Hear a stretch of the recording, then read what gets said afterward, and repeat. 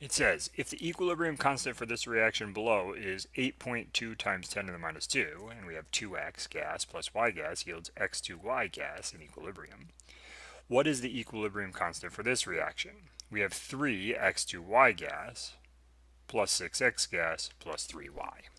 So in order to figure this out, we need to figure out what's different between these two reactions. But before we do that, I want to look at the equilibrium constant. If we look at this equilibrium constant, we could tell that the reactants are favored. Why can we tell the reactants are favored? Well, because this is less than 1.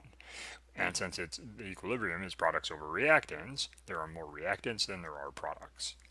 Now, to figure out the difference between these two things. The first thing I notice is that the x2y is now a reactant, and the x and the y are now products, which means that the Kc of the reverse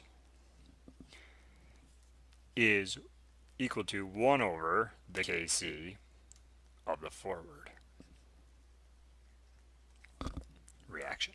So we want to take this and take the reciprocal of it. The other thing that I notice is that here we have 1, here we have 3.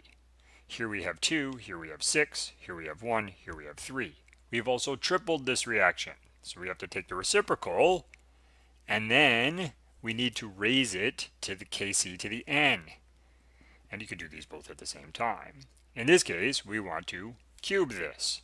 Why do we want to cube this? Because we took triple the amount, which means in the equilibrium constant expression, everything will be raised to a 3 times higher power.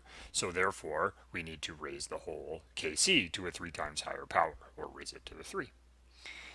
Now, we just do this math. So we just plug in 1 over 8.2 times 10 to the minus 2. Just do that on your calculator.